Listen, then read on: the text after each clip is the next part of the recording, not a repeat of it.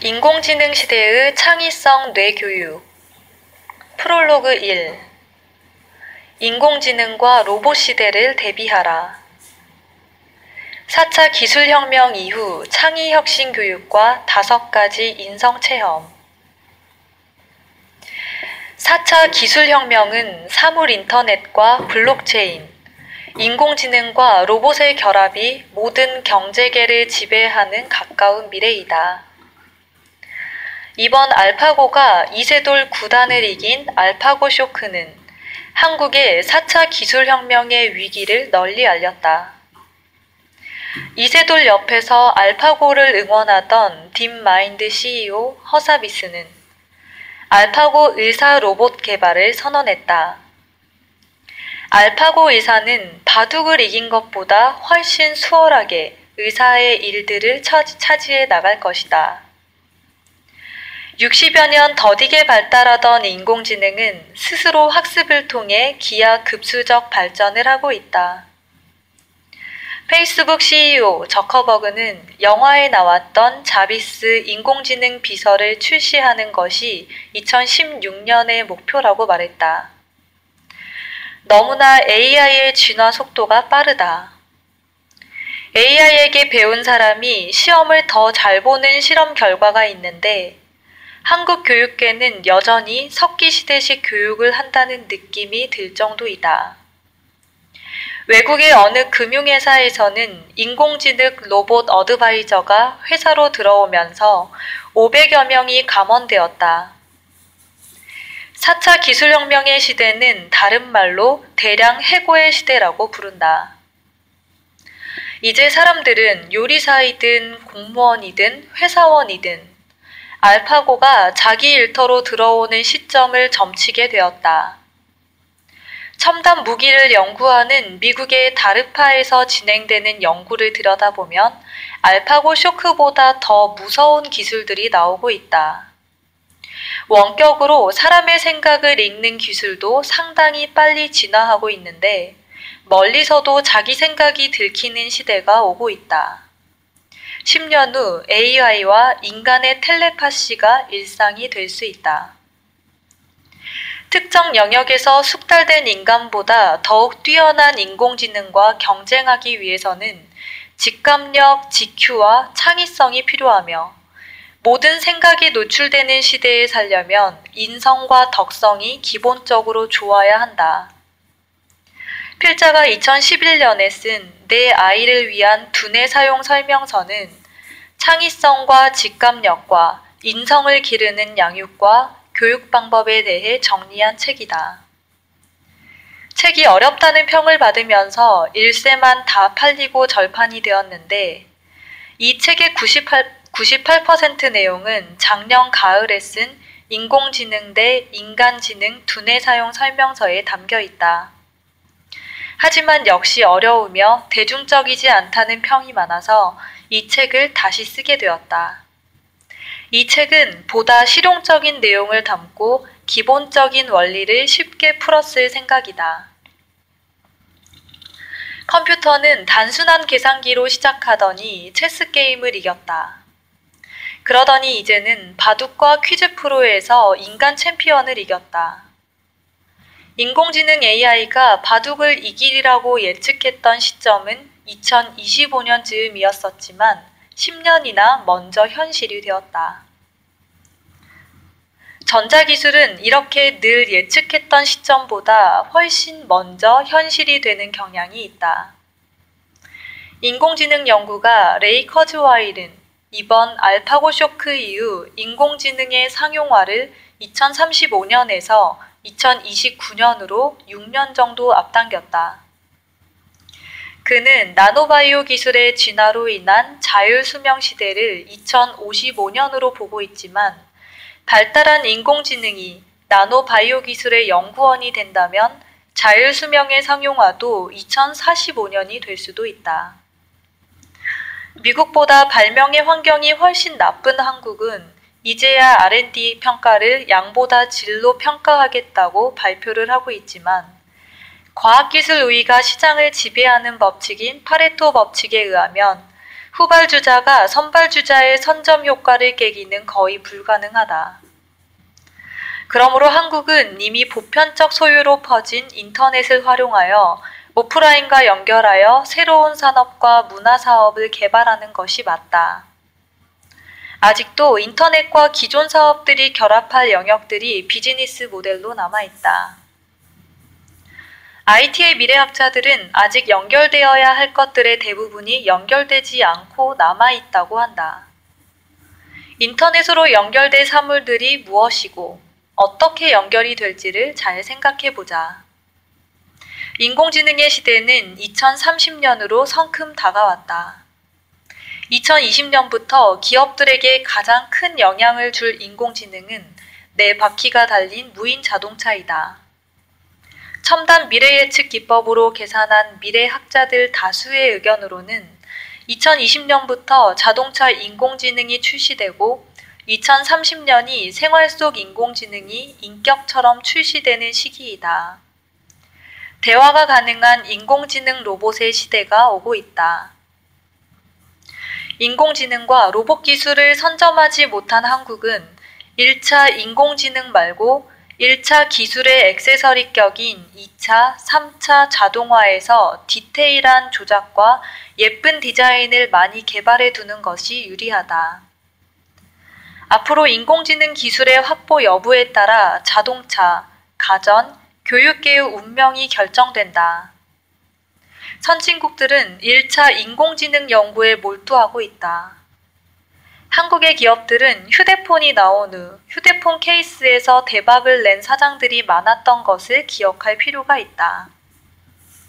한국이 1차 인공지능의 발전 방향을 파악한 후 2차, 3차 자동화 기기나 센서에서 높은 기술력을 선점하는 R&D를 한다면 호랑이를 잡는 풍산개가 될 것이다. 인공지능의 기술력은 앞에서 말한 호랑이다. 우리는 호랑이를 따라가는 사냥개 신세이다.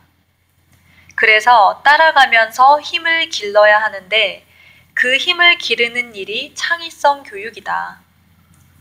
미국에서 시작된 2008년 금융위기의 원인을 분석한 IMF의 경제학자는 부유층과 중산층 서민층의 교육 격차를 가장 근본적인 원인으로 꼽았다. 중산층 이하의 자녀들은 창의성을 기를 만큼 풍부한 교육을 받지 못했고 초기 인공지능인 컴퓨터와 로봇은 이미 담보대출을 받은 중산층과 서민층의 일자리를 빼앗았다. 대출금을 갚지 못하는 실업자가 갑자기 늘어난 이유는 컴퓨터와 자동화 때문이었다. 미국에서 일어났던 이런 현상은 이제 한국에서 모든 분야에서 더 급격히 일어날 것이다. 2018년은 그 시작이다. 무엇이 가장 빼어난 영재적인 면모인가에 대한 최근의 합의는 문제 자체를 스스로 설정해내는 능력이다. 문제를 만나서 해결책을 찾는 것이 가장 낮은 단계이고 해답을 얻기까지의 방법과 시스템을 체계화하는 것이 그 위의 단계라면 아예 문제 자체를 고안해내는 패러다임과 스키마를 다루는 단계가 가장 뛰어난 능력이라는 것이다. 최근 미국의 인텔 과학재능 발굴 등의 영재 선발대회는 모두 암기나 반복학습 등으로는 길러지지 않는 현상에서 문제를 찾아내는 능력을 측정하는 데 초점을 두고 있다. 이제 어느 나라이든 기술적인 문제나 지식의 문제를 뛰어넘은 영재들을 기르는 것이 인공지능과 로봇의 시대를 맞이한 교육계의 절박한 과제가 되고 있다. 아인슈타인이 물리교육을 정밀하게 받지는 않았지만 그는 무엇이 문제인지를 파악하는 능력이 있었기 때문에 새로운 시대를 여는 성과를 얻을 수 있었다.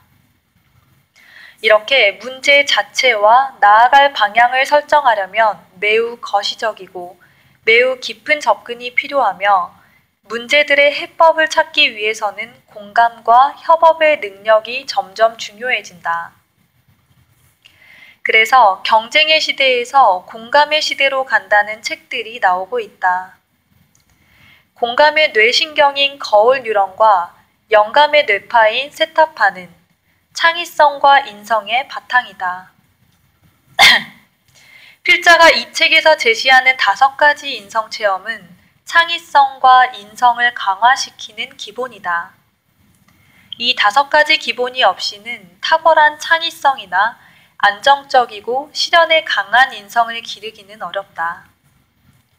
본문에서 설명될 5가지 인성 체험들을 살펴보자. 음식, 광야, 동굴, 위기, 기여. 국가와 기업의 역사가 늘 그렇듯 사람들은 혁신의 에너지가 충분한 시기에는 혁신을 실천하지 못하다가 이미 혁신의 에너지는 고갈된 상황에서 시기가 조금 늦었을 때에 혁신을 외친다. 그래서 혁신은 늘 어렵다. 동물들은 각 동물마다 특성이 있으며 개라도 종에 따라 성격이 다르다. 동물과 인간들의 특성 중에서 공통된 특성이 있다면 생각의 관성이다. 경험 의존, 경로 의존성이라 부르는 이 심리 현상은 매우 오랜 역사를 갖고 있다. 동물들은 자기의 우연한 행동이 좋은 결과로 이어질 경우 그 패턴을 기억한다. 결과가 나빴을 경우에도 기억한다. 기억하는 이유는 더 적은 에너지로 가장 적합한 행동을 선택함으로써 생존과 번식 가능성을 더 올리려는 것이다. 운이 좋아서 계속 잘 나가다 보면 누구나 성공 경험의 오만인 휴브리스에 빠진다. 휴브리스에 빠진 사람들이 자주 쓰는 용어는 내가 다 해봤는데 말이야, 이다. 그런데 알파고에게 지인 천재 이세돌 구단의 말은 인류의 휴브리스를 깨기에 충분하다. 과거에 배운 상식들과 인간의 창의력에 의문을 갖게 되었다. 인간은 바둑의 아름다움을 알고 둔다는 위로를 하고 있다. 동물도 사람도 한정된 에너지로 살아남기 위해서 과거의 경험을 잘 정리하여 통계를 내어 상식으로 만드는 것에 익숙하며 자기 부모나 선배를 따라하는 것이 살아남는 방법이었다. 지금도 동물들은 그렇게 하며 대다수의 인간들도 마찬가지다. 동물과 인간들 집단이 미래를 예측할 필요로는 지능에 따라 1초 후에서 1년 후까지 예측했을 것이며 대부분은 그저 환경에 반응했을 것이다. 인간의 생활 주기는 1년이었고 어쩌면 IMF 외환위기 사태 이전까지 농경사회의 관성을 지닌 보통 사람들의 최대 미래 예측 주기는 월동 준비를 하고 씨를 뿌리는 등의 1년 주기의 활동들에 묶여 있었다. 10년 후와 100년 후를 예측하려는 사람들은 공상가 취급을 받았고 사회적 경쟁력을 인정받을 수 없었으며 집단에서 소외되었기에 그런 사람들이 전면에 자랑스럽게 나타난 경우는 드물었다. 미래 예측은 인간의 역사도 본성도 아니었다. 그런데 세상의 유동성이 심해지면서 과거의 경험에 의존하는 경로 의존성은 치명적인 결과를 부르게 되었다. 바로 작은 냄비에서 서서히 삶아지는 개구리가 되는 것이다.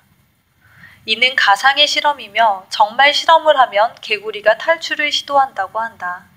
즉, 허우적거리다가 죽는 경우도 있다는 것. 지금은 개인도 기업도 충분히 위기를 느끼고 있다. 더 이상 빠른 추격자 비즈니스 모델로 살아남을 수 없는 미래 예측의 시대가 이미 왔다. 일명 퓨처 마킹의 시대가 왔지만 두뇌의 관성은 쉽게 바꿀 수 없으니 해법은 그냥 3가지 대책이 남는다. 지금 대세 플랫폼에 편승하여 투자하는 일, 먼 미래의 플랫폼을 기어코 상상해내는 가장 창의적인 일, 선진국의 다국적 기업이 차지하고 나서도 아직 남아있는 니치 시장을 주워 담는 힘겨운 일이다. 중진국 함정에 빠진 한국의 전략은 전자의 20% 정도, 후자의 80%를 안배해야 한다는 생각이 든다. 그래야 앞으로 불황 30년을 버티면서 퓨처 마킹을 할 힘이 생길 것이다. 전 세계의 투자자들은 미래를 공부한다. 인터넷 지식이 무료화된 지금의 투자자들은 돈만 많은 바보가 아니다. 무인 자동차를 위해 당장 삼성의 전자기술과 현대의 차체 기술과 LG의 배터리 기술과 KT의 통신 기술이 무조건 결합을 하더라도 해외 투자를 받기 어렵고 해외의 고객을 확보하기도 어려울 것이다.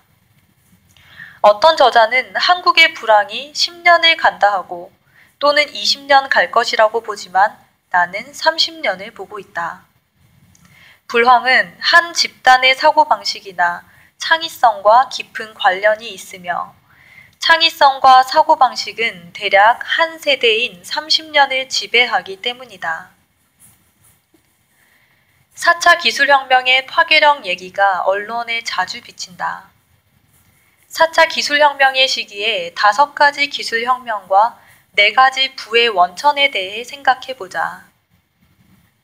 초지능, 초경쟁, 초연결, 초국가, 초장수. 이젠 AI의 IQ를 가늠하기조차 어려울 초지능이 온다. 어떻게 무엇이 연결이 될지, 내가 누구와 경쟁하게 될지 모른다. 앞으로 세월호 침몰 사태처럼 국가와 국민을 지키지 못하는 일이 더 자주 벌어질 것이다. 국경이 사라지면서 초국적 기업의 힘이 무한대로 커지기 때문이다. 나라 국의 모양은 창과 활을 들고 울타리를 지키며 그 울타리 안에 식구들을 먹여 살린다는 부족 국가의 상황을 그대로 담고 있다. 지금의 나라도 이런 특성이 있긴 하지만 앞으로 나라는 창과 활이 아니라 창의성 특허로 지키는 것이며 인성이 넘치는 정치로 먹여 살려야 하는 상황이다. 초장수를 살펴보자. 1970년생의 20%가 100세가 넘을 거라고 하지만 자신이 그보다 더 오래 살 가능성은 시간이 지나면서 점점 늘어난다. 우리가 늙는 속도보다 영노화의학이 더 빨리 발달하기 때문이다. 나노의료와 세포치료, DNA 연구와 예방의학의 발달 속도는 IT 발달 속도의 50%라는 연구가 있다. 생물공학자 로버트 칼슨의 이름을 따서 칼슨 곡선이라 하는데 2년에 2배씩 더 첨단화된다. 그러므로 노후 자금에 대해서는 아예 생각지 말고 평생 할 일과 취미를 찾아야 하는 시대이다. 창의성이 특허가 되려면 혁신성과 진보성이 필요하다. 그러나 혁신성과 진보성은 세월과 함께 점차 사라지는 것이다. 인공지능과 로봇에서의 막강한 특허도 언젠가 보편제가 되는 날이 온다. 그동안 우리 한국은 디테일한 기능이나 소재 개발, M2M 속에 들어갈 다양한 기술에서 롱테일 효과를 기대하면서 문화와 한류를 잘 가꾸어 팔면서 범용 인공지능 AGI가 인류의 삶을 더 윤택하게 하는 5차 산업혁명의 때를 기다려야 한다. 얼마 전 2015년 9월 한국에 온 세계경제포럼 회장 클라우스 슈바프는 세계의 저성장 축소 경제와 양극화 빈부격차를 우선 경고했다. 지갑을 열고 카드를 긁는 소비자들이 줄어들고 있다. 한국의 가계부채는 소비실종 사태의 원인이 될 것이다. 해외에서 2천만 원에 팔리는 약한 인공지능 노동자 로봇은 다양한 동작을 사람처럼 배운다. 그 로봇은 최소한 사람 노동자 인건비를 20분의 1로 줄이는 로봇이다. 한국 중소기업이 그 노동자 로봇을 사려 해도 이미 예약 판매가 끝나버렸다. 하지만 곧 국내로 들어올 것이다. 그래서 최저임금을 올리는 것으로는 국민의 복지를 담보할 수 없다. 기계로 쉽게 대체될 노동자들을 위한 새 영역과 새 기술 특허로 생기는 일자리가 필요하다. 특히 한국인의 신바람 문화 DNA를 주목해야 한다. 5초인 초지능, 초경쟁, 초연결, 초국가, 초장수와 5차 기술혁명으로 이어질 인터넷, IoT, 인공지능, 로봇이라는 거대한 파도들이 하나로 뭉쳐지는 시대에 니치와 니치가 이어진 오솔길을 따라 방향을 잃지 않기 위해서는 진정한 부의 원천과 5가지 인성체험을 바탕으로 기술 개발과 교육에 대한 생각과 틀을 잡아야 한다. 진정한 부의 원천은 4가지이다. 하늘의 별들과 태양이 만드는 에너지와 기후, 지구에 있는 물질, 물과 천지가 만나 생긴 생물, 사람의 두뇌에서 나오는 창의성 4가지이다. 에너지, 물질, 생명, 창의성. 천봉과 지본이 만나 미생물과 동식물 생태계가 달라졌다.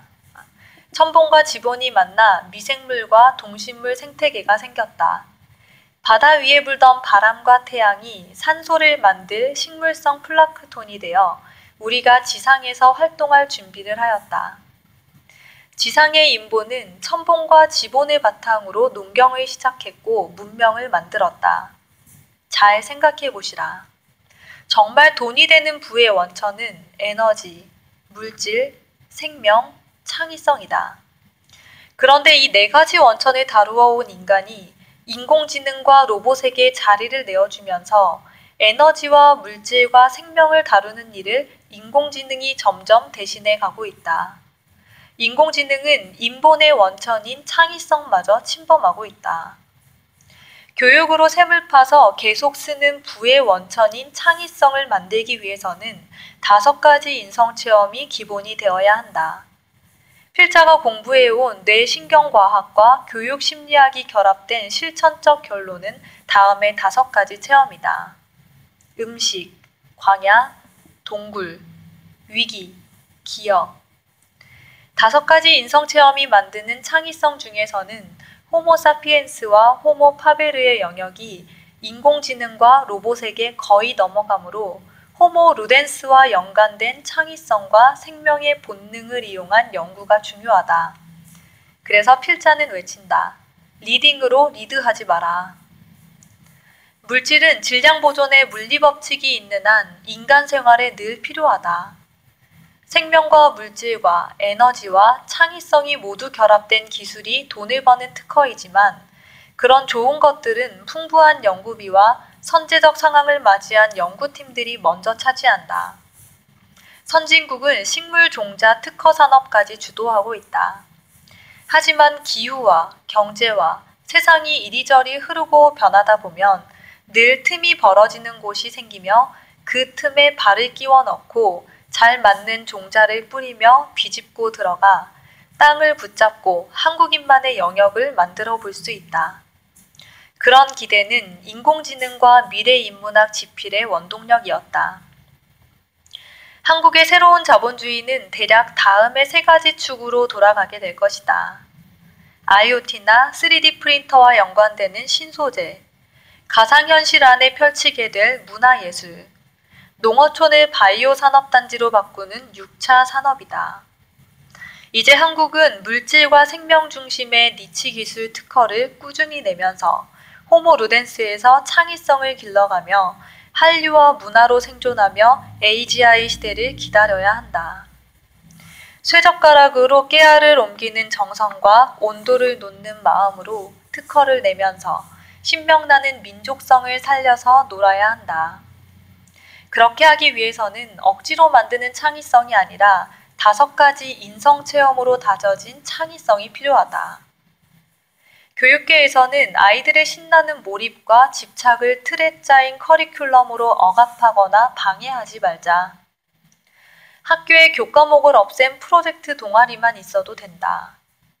선생님들도 동등한 동아리원이 되는 것이다. 아이들은 즐거운 집착을 통해 집중력을 기르며 자기만의 스케줄 속에서 몰입을 경험한다. 신나는 몰입은 즐거움, 신명, 접근성 내재 동기이므로 내재 접근 동기라 부르겠다. 의무적 집중은 불안, 공포, 회피성 외재 동기이므로 외재 회피 동기로 줄일 수 있다. 명확한 목표를 향한 짧은 기간의 집중은 빠른 추격자 전략의 성과에 유리했지만 앞으로 그런 집중은 기능적으로 인간 지능을 능가하는 인공지능의 영역이 된다. 불확실한 장기적 목적에 어울리는 자발적 접근성은 퍼스트 무버를 배출할 창의성이 되는데 자발성, 접근성, 창의성이 바로 내재 접근 동기이다.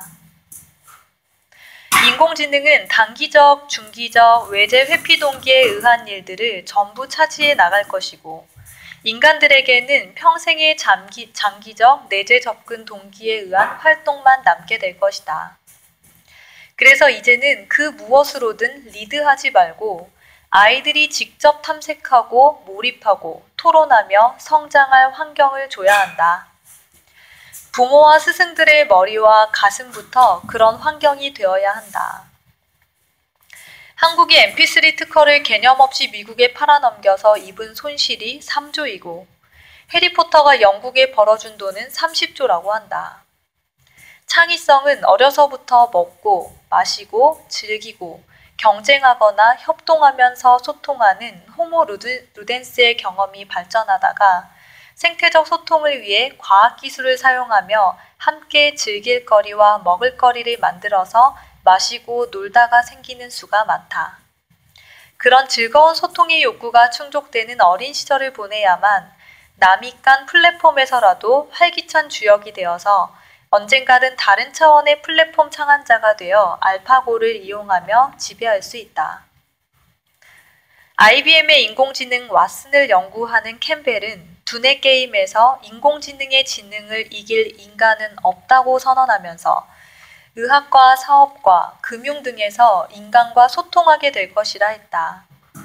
인공지능과 로봇 시대를 연구한 MIT의 맥카피 교수는 공부를 많이 해서 얻을 수 있었던 고소득 화이트 칼라 전문직이 더 빨리 사라지고 오히려 힘들게 감정노동과 번잡한 잡무가 많은 직업이 오래 갈 거라고 진단했다. 경제학자 타일러 코엔은 책보다 게임이 미래 직업과 친화성이 있다고 했다. 당연하다. 자본의 논리로는 고소득 직장인들에게 나갈 월급을 줄여야만 자본의 축적이 빨라지기 때문이다. 그래서 병원의 경우 행정직들이 가장 먼저 줄어들다가 다음엔 의사 대다수가 실직을 하고 그 다음은 간호사이며 이후 간호조무사와 청소부들이 실직을 할 것이다. 세상의 모든 일들이 호모 루덴스의 일이 된다면 게임을 아는 사람들이 취업하게 될 일이 많아진다. 전작 인공지능 대 인간지능 두뇌 사용 설명서의 서문에 밝혔듯이 인간들의 직업이 멸종하는 멸직의 시대가 오고 있다. 인공지능의 미래는 분명하다. 인간의 두뇌가 여러 기관이 협력하듯 다양한 인공지능들도 서로 협력하게 된다. 그 협력은 분명 모든 면에서 사람을 능가하는 지성을 창발적으로 만든다. 인간의 지능부터가 창발적인 결과이므로 인간의 지능과 인공지능의 지능이 뭔가 다를 것이라 보면 미래를 대비하기 어렵다. 영혼과 AI의 문제는 종교적 문제를 다루게 되므로 여기서는 예외로 하고 강의 현장에서 다룰 생각이다. 대안은 감각과 잠재력이다. 인간의 동물적 감각을 깨우는 것이 강한 인공지능을 이기는 일이다. 감각이 크게 열리면 잠재력도 더 커진다. 그런데 우리 공교육과 스카이를 노리는 가정교육은 동물적 예술적 감각을 기르는 것을 방해한다. 지금 이대로의 교육은 매 초 춤추는 스냅스에게 동작 그만을 명령하며 매분 새롭게 구성되는 DNA의 나쁜 면을 일깨우고 있다. 후성 유전학은 인간의 감정과 감각이 DNA의 변성에 미치는 후천적 영향을 경고하고 있으며 양자생물학 연구는 세포 하나하나의 자율적 선택이 생명과 의식의 기원임을 밝히고 있다. 자율적 선택권이 없는 세포는 감정과 정신을 창발시킬 수 없으며 감정과 정신이 시너지를 내지 않으면 창의성이 생길 수 없다. 인공지능이 신약 개발에 큰 공헌을 하고 있다. 결국 AI 로봇의 발달은 수술하던 의사가 모니터만 보게 할 것이고 정신과 의사를 함께 산책하는 상담가로 만들 것이며 교사를 놀이터의 안전지킴이로 만들 것이다. 이미 인공지능 변호사는 변호사를 부동산 계약서를 쓰도록 밀어내고 있다. 이제 창의성이 없는 개인과 국가는 강력한 레드오션의 쓰나미를 맞게 된다. 끝. 끝났어요? 고생하셨습니다. 시간이 좀 오버됐네. 오버됐어요?